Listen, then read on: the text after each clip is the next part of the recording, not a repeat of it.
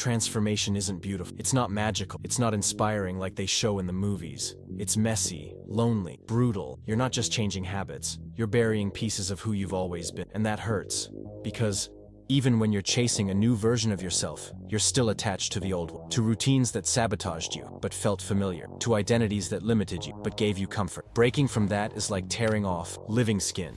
It's killing a part of yourself while it's still breathing. And the worst part, no one sees it. No one applauds. Transformation happens in silence, in discomfort. In those days when you want to turn back because the new doesn't make sense yet, but the old no longer fits. That space between who you were and who you're not yet, that's where real pain lives. But it's also where your freedom begins. Because the only thing more painful than changing is staying trapped inside a version of yourself that no longer reflects your truth.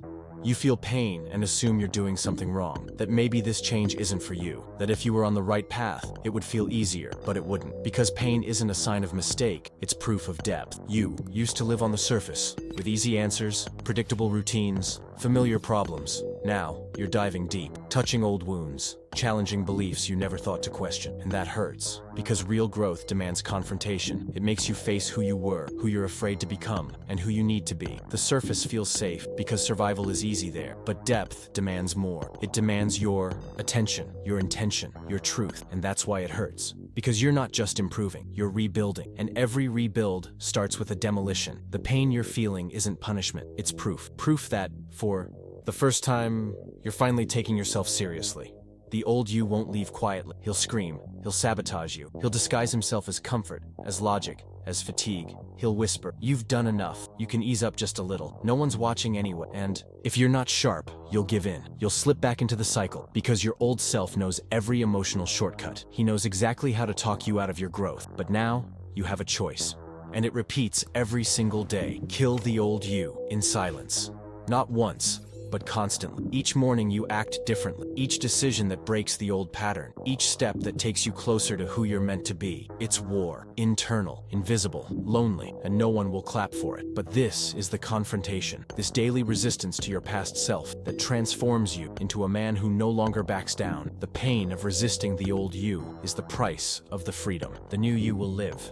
You want to change fast. Flip the switch. Feel the relief, reap the rewards. But transformation isn't about speed. It's about staying power. It's about how many days you can hold on to the new, even when you still don't feel like it belongs to you. How long you can endure the discomfort before it finally becomes your new normal. Because changing is easy, for a day, for a week. What's hard is continuing after the excitement fades, when no one notices, when results don't show. That's when most people quit, because they thought transformation was an event. But it's not. It's a process.